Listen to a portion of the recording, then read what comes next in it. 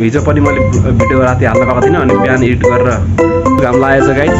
मौसम एकदम गाइज मौसमले एक्कासी परिवर्तन ल्यायो। यहाँ छत हेर्न आएको छौँ गाइज। अङ्कल यहाँ बजारमा छु।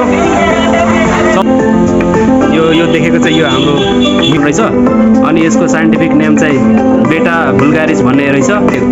सोडियम क्लोराइडले हल्का सिजनिङ गरे अनि यहाँ हेर्न सक्नुहुन्छ guys. Hello guys, good morning everyone, welcome back to my blog episode number 13। Guys म चाहिँ आज अघि नै उठिसकेको थिएँ, बिहानै उठेको थिएँ 7 बजे नै।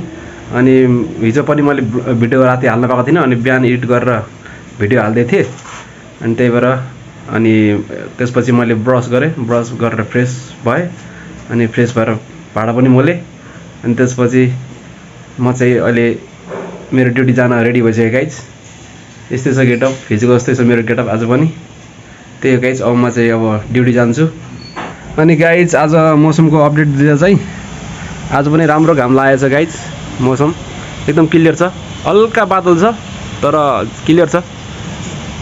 जस घाम मजा लागेको छ। पानी नपर्ला गाइज आज, मेरो अनुमान चाहिँ पानी नपर्ला जस्तो छ। अनि हाम्रो एलोभेरा पनि मजाले खिलिरहेको छ गाइज अस्तिदेखि। चाहिँ ड्युटीबाट रुम आइपुगेँ अनि म चाहिँ अब एकछिन रेस्ट गर्छु। रेस्ट गरेर अनि खाना खान्छु गाइज।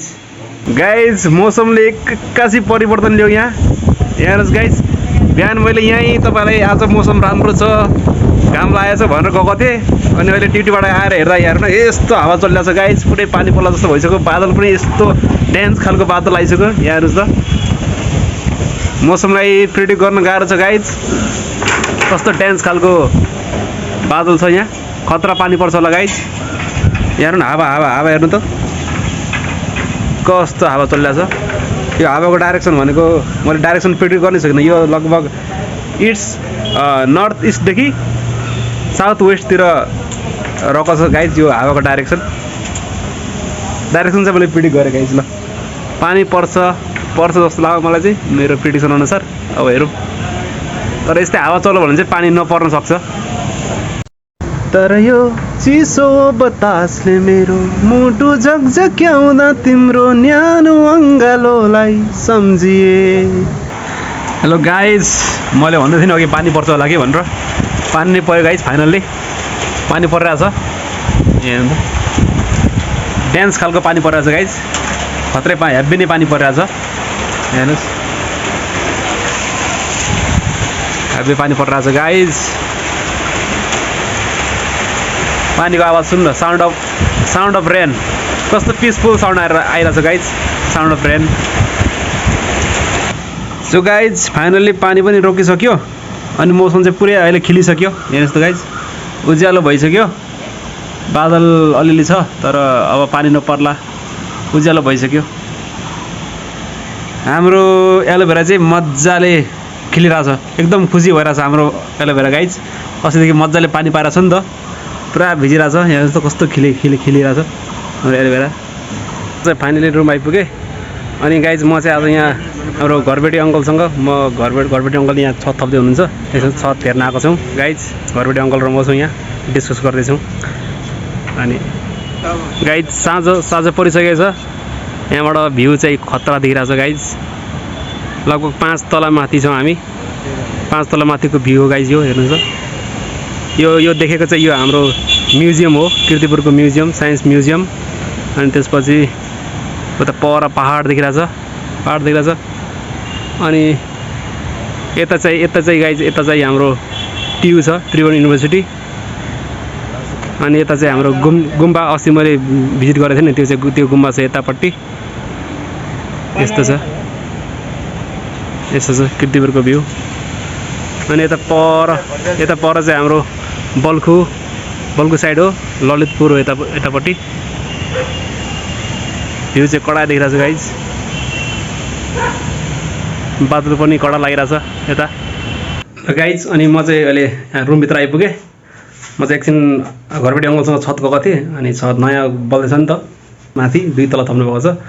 अनि यसो त्यहाँ गएर यसो हेरेको अनि त्यहाँबाट भ्यूलाई मैले क्याप्चर गरेँ। बवाल भ्यू देखिन्छ गाइज माथि 5 तलाबाट।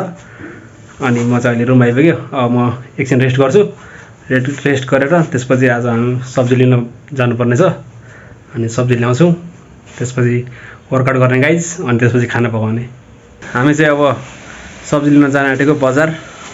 अनि आज हाम्रो दाल सकिएको छ, चना सकिएको छ अनि यसो 2-4वटा हरियो परियो सब्जी लिएर आउने भनेर हामी बजार जान आँटेको सब्जी लिन। यहाँ बजारमा छु, सब्जी किन्न आएको हामी चाहिँ बजार। हामी सब्जी लिएर फर्किँदैछौँ। हामीले चाहिँ आज भिन्डी किन्यौँ अनि मैले चाहिँ बिटरुट पनि किनेको छ ट्याटको लागि। त्यसपछि दाल चना सब किनेको छ। हामी चाहिँ बजारबाट रुम आइपुग्यौँ अनि हामी चाहिँ आज बजारमा के सब्जी किन्यौँ भने हामीले चाहिँ भिन्डी किन्यौँ। त्यसपछि मैले बिटरुट किनेँ गाइज, बिटरुट। त्यसपछि गाइज हामीले दाल किन्यौँ, चना किन्यौँ अनि हामीले सोयाबिन पनि ल्याएको छ। अनि यति हो हाम्रो सपिङ गाइज। अनि आज चाहिँ अब म चाहिँ अब एकछिन वर्कआउट गर्छु अनि वर्कआउट गरिसकेपछि अनि खाना पकाउँछु गाइज। यहाँ परको रुमको भाइले हामीलाई भाइ हो कि बुनु हो वेभ गरिरहेछ हामीलाई। Hello hello hello hello hello गरिदिनु त। हेलो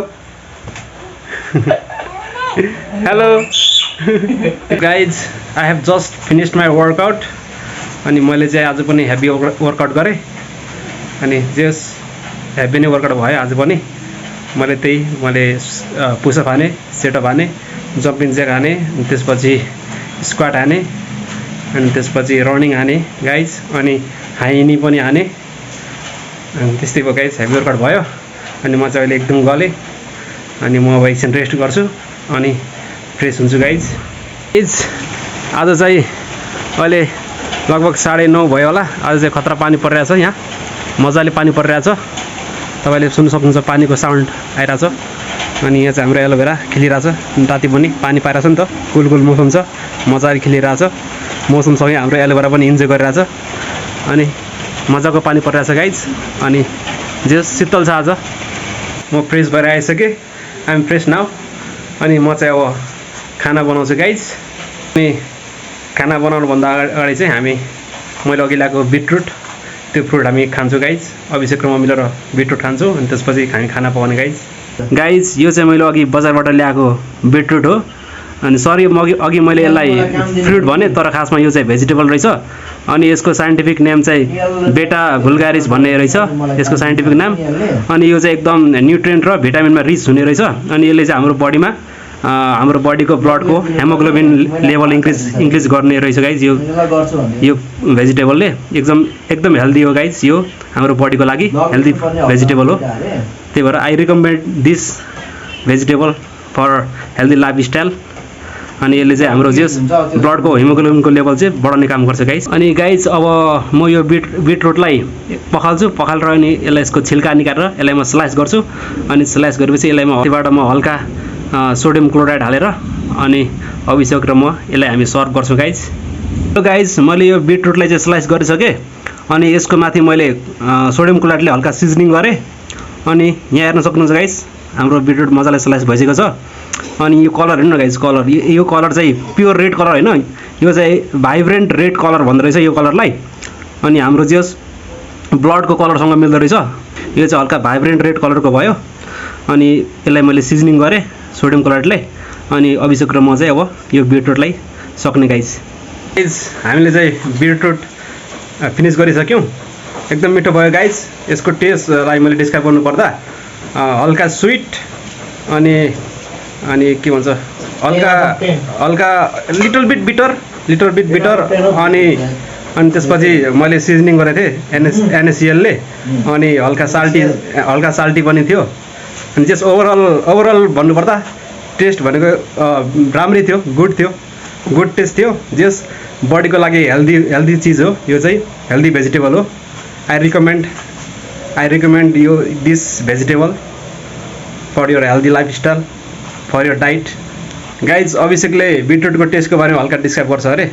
अभिषेक बिटरुट चाहिँ होइन एकदम मेरो फेभरेट भयो होइन। राम्रो बनाएको थियो, माथिबाट सल्ट हालेको थियो होइन। अनि 10 out of 10 मजा आयो खाना बिटरुट होइन। हल्का कट के भन्छ त्यसलाई, हल्का तितो त होइन, के भन्छ टरो भए पनि होइन, मिठो हुन्छ, खाइसकेपछि मिठो हुन्छ, एकदम हेमोग्लोबिन बढाउँछ होइन, बडी ब्लड सेल बढाउँछ अनि राम्रो कुरो हो त्यसको लागि होइन।